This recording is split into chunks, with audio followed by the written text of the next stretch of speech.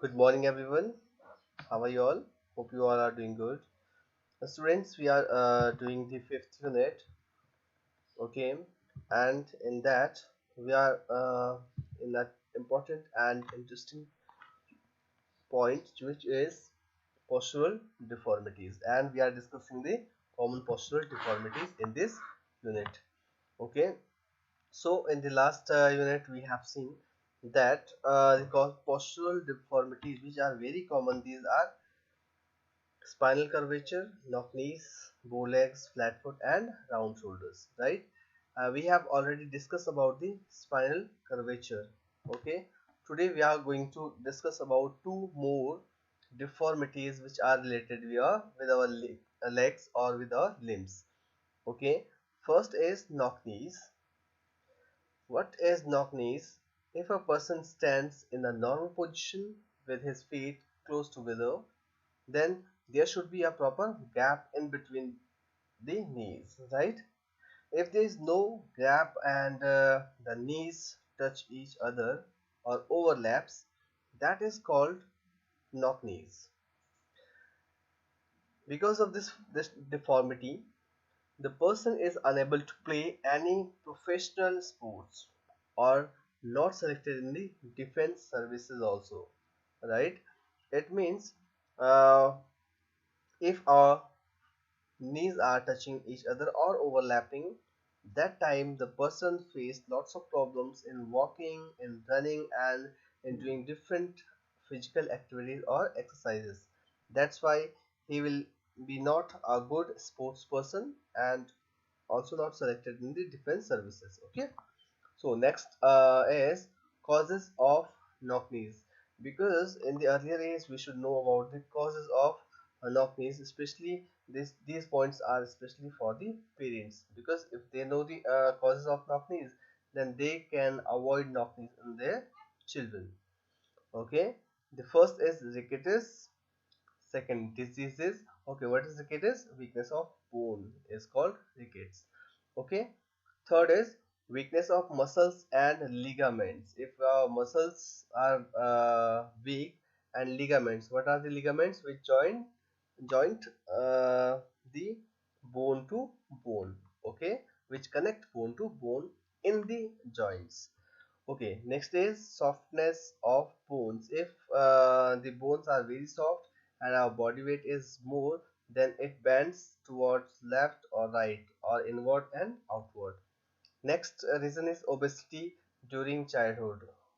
Okay, if in the childhood some children or some kids are having overweight, that time what happens? The overload will become in the legs. Okay. Next is overweight. It's same.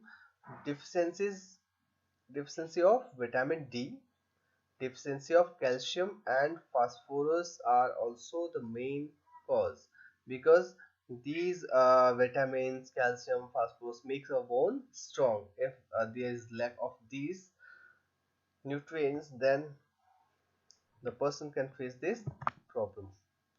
Okay, precautions of knock knees. What should we do to avoid knock knees? First, balanced diet should be taken. If there is a proper proportion of calcium, phosphorus, and vitamin D in our food, then we can avoid this, or we can take it as a precaution. Perform proper exercises. Lots of exercises are there which are beneficial for this. Okay, babies should not be forced to walk at earlier age. So many parents force babies to walk earlier in the age of 5, 5, 6, 7, etc. Okay, so if babies, or we force babies to walk in the earlier age, because their bones are very soft, they bend inward or outward, right? Next is corrective measures for knock knees. What are the corrective measures? For the corrective measures, we should do all these kinds of things, or all these kinds of physical activities, exercises, which keeps our knees uh, in a proper distance from the other knee. Okay, uh, we can Keep a pillow between the knees and stand erect for some time. You can also see in the picture.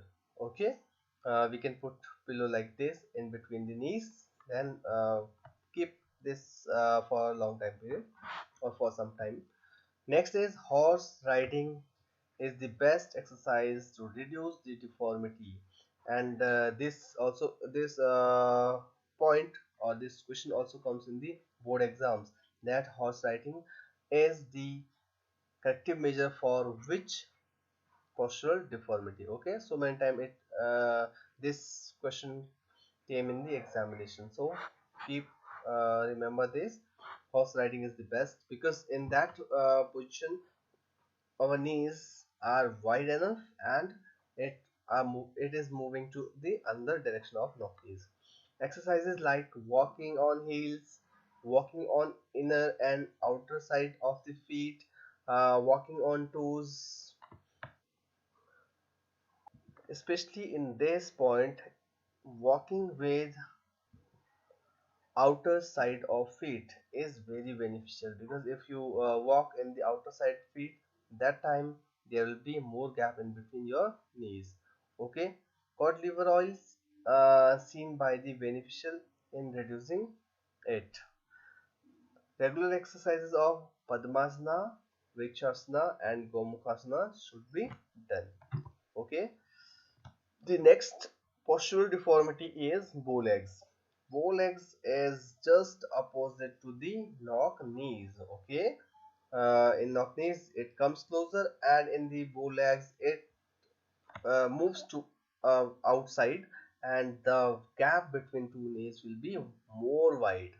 Okay, generally it occurs during childhood age, but in adults it can be occurred due to the arthritis problem in knees and joints. Okay, I hope you understand. Next is causes of bow legs. What are the causes? The causes are very similar to the knock knees, very similar. Okay, just the difference is in knock knees it comes closer, and bow legs it moves outer side, uh, just because of the overpressure on our knees. Okay, so causes are very similar or 99% same as the knock knees. Ricketts, deficiency of vitamin D and calcium in diet, improper way of walking. If you are not walking in the proper way, okay, that is also a reason of this bullets. Forcing the babies to walk at very earlier age due to overtraining or long bones. Long bones means the over exercising of the legs. Okay. चलिए, okay, next point is precautions. What precautions should we take for the bow legs? First is, don't carry heavy weight in childhood. If you are carrying heavy weight in childhood, it means you are giving more pressure to your legs. Baby should not be forced to walk at a very early age. Balanced diet should be taken. Always walk properly. Use good quality shoes. Okay, these are the common points, causes and precautions for the bow legs and the knock knees. Next is corrective measures for bow legs. Okay, it will be little different. Okay, first, vitamin D should be taken in required amount. Balanced diet should be taken. Bow legs can be corrected by walking on inner edge of feet. In the knock knees, outer edge walking is beneficial, and in the bow legs, inner edge feet walking is beneficial, because if we walk in the inner edge of the feet, that time the knees comes closer to one another. Okay. Next is walking by bending the toes inward. Whenever we are walking, that time we should bend our toes inward. That will be beneficial. Next is perform Ardha Matsyendrasana. This is the Ardha Matsyendrasana, okay?